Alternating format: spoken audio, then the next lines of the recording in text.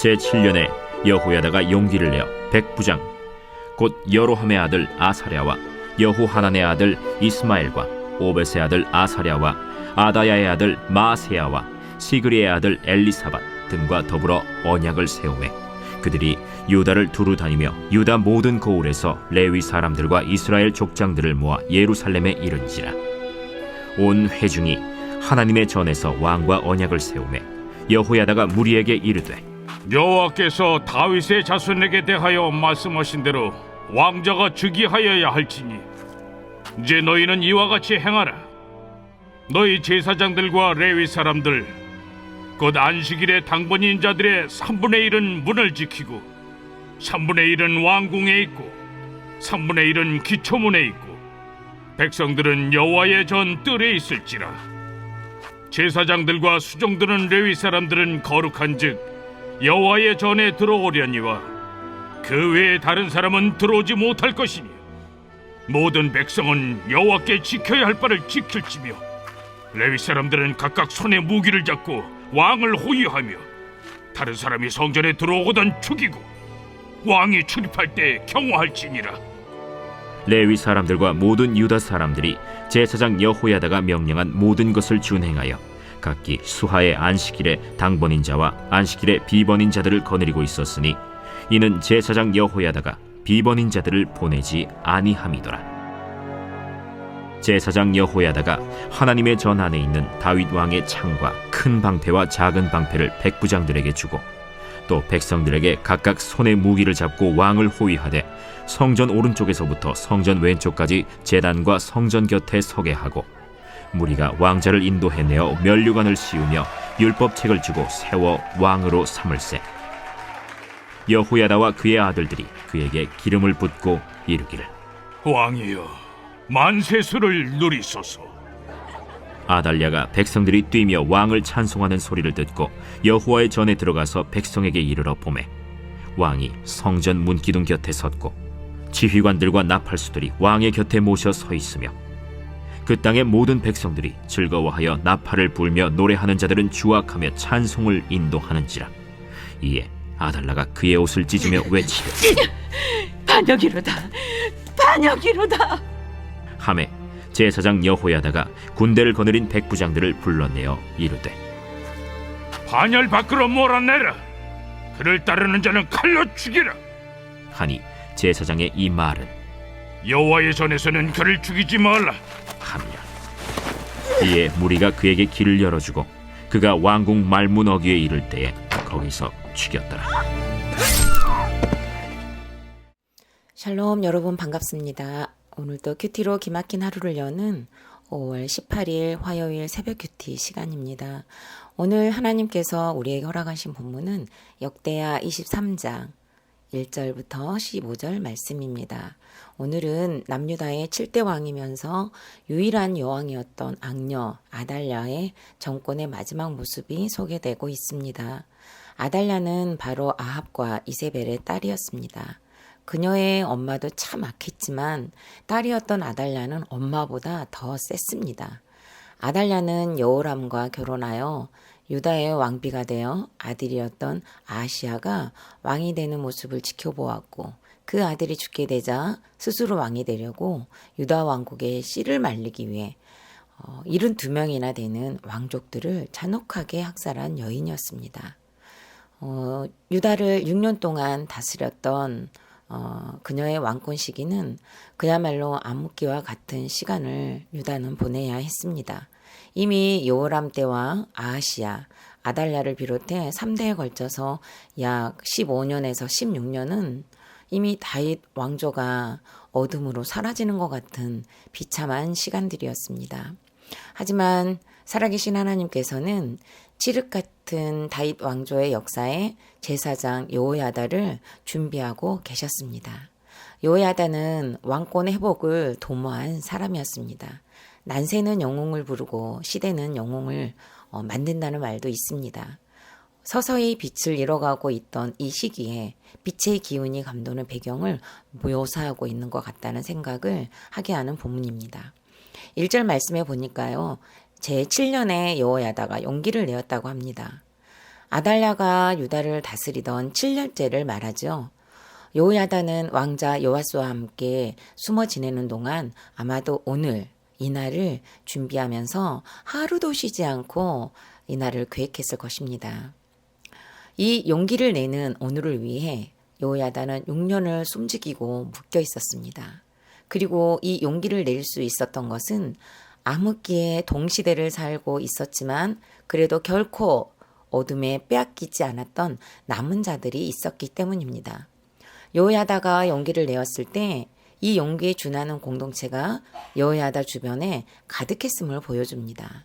비록 왕권은 악녀인 아달랴에게 있었지만 하나님의 전을 둘러싸고 있던 레위인들과 제사장들과 백부장들 그리고 절대로 하나님의 언약이 이대로 어둠 속에 묻히지 않을 것이라는 약속을 믿었던 백성들은 하나님의 때를 기다리고 있었고 하나님은 또 그들을 준비시키고 계셨던 것입니다. 여호야다는 조직적으로 불협화음이 생기지 않도록 은밀하고 치밀하게 이 용기를 풀어내었습니다. 전혀 눈치를 채지 못하도록 조를 편성해서 여호와의 전에 수종드는 일반적인 예배 형식까지도 사용하면서 여전한 방식을 무기로 삼고 왕을 호위하며 경호하게 했습니다.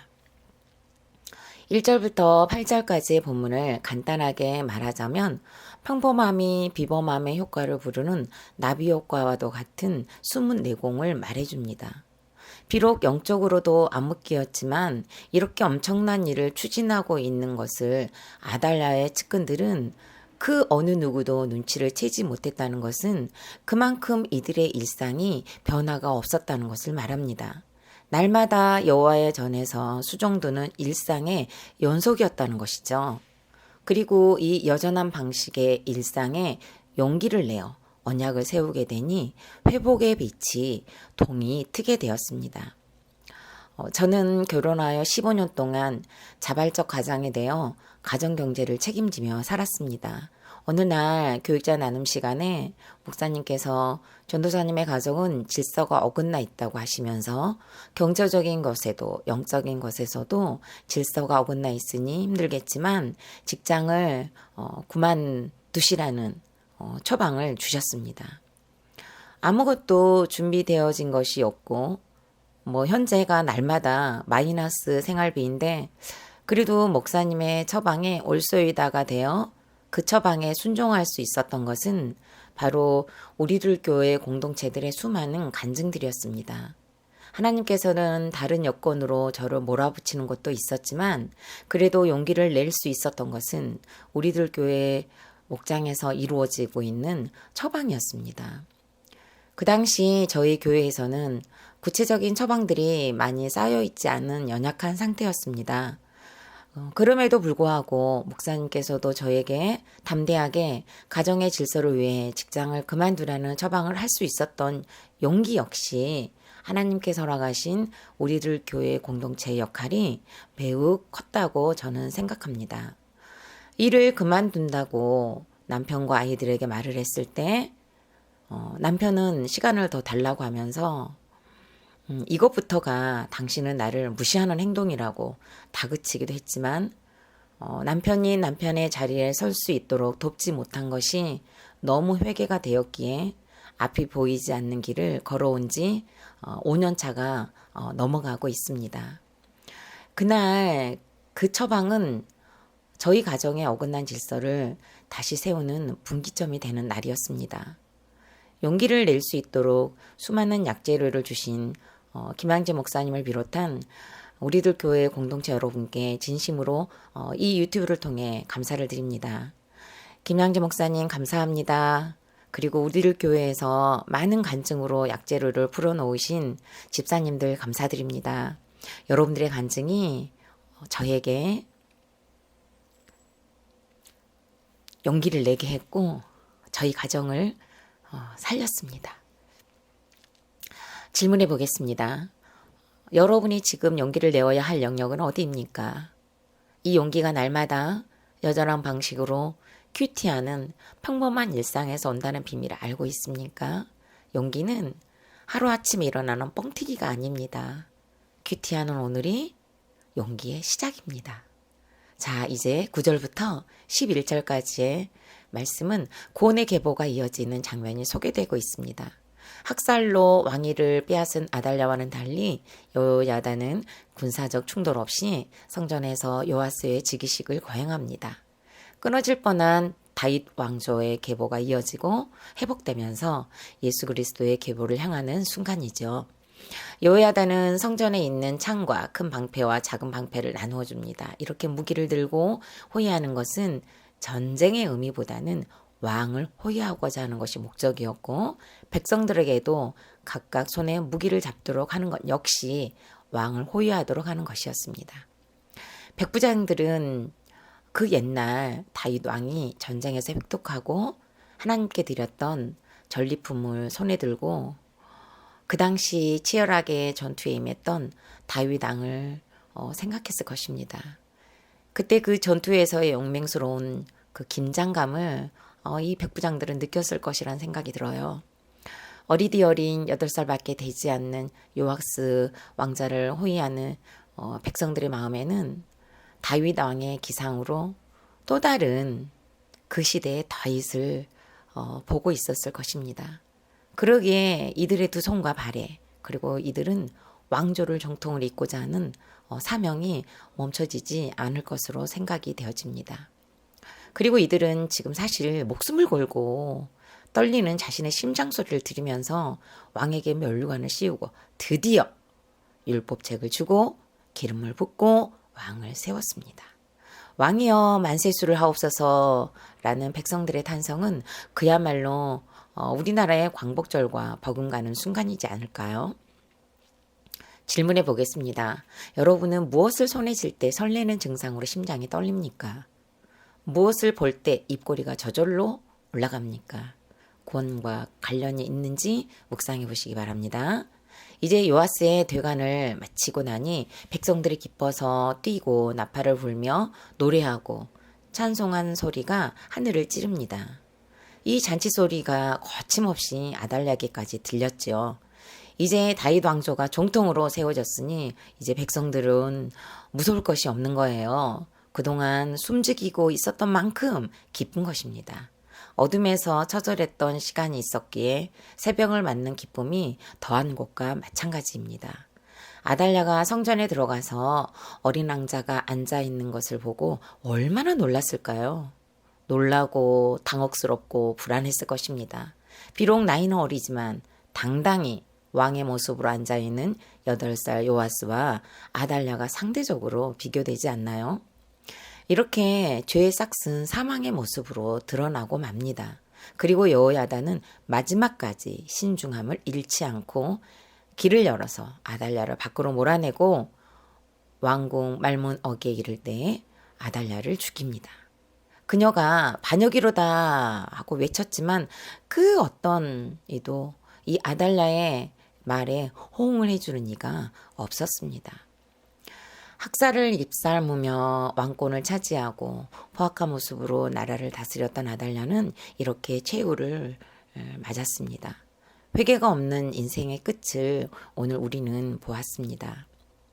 혹시 아달랴의 모습이 나와는 다른 모습처럼 여깁니까? 저는 남편에게 말로 학살한 포악한 아내였다는 것이 인정되는 오늘 본문입니다. 지난 토요일 교육자 나눔 시간에 담임 목사님께서 저에게 부드럽지만 전공을 찌르는 말을 한다고, 그리고 또 웃으면서 콕 찌르는 말을 하고 있는데 혹시 본인은 알고 있냐고 물으셨습니다. 상대가 무장이 되어 있지 않으면 상처가 되는 말이라고 하셨는데 저는 두말할 필요가 없이 인정이 되었습니다. 그것은 사실 남편에게 가장 많이 휘둘렀던 포악한 언어였음이, 그리고 이런 말로 남편은 날마다 학살했음이 하나님 앞에 인정이 되고요. 회개할 항목입니다. 아달랴가 반열에서 쫓겨나 죽은 것처럼 저의 이런 언어 습관이 죽어짐으로 이제는 남편을 살리는 복종의 언어가 열매로 맺혀지길 소망합니다. 질문해 보겠습니다. 여러분의 포악함은 어디에서 가장 많이 나타나고 있습니까? 여러분은 살리는 사람입니까? 죽이는 사람입니까? 5월 18일 보석상자입니다. 힘든 현재를 벗어나기 위해 이혼하고 도망치는 것은 결코 새로운 시작이 아닙니다. 아멘. 오늘도 큐티로 기막힌 하루를 살아내는 하늘가족 공동체가 되시길 바랍니다.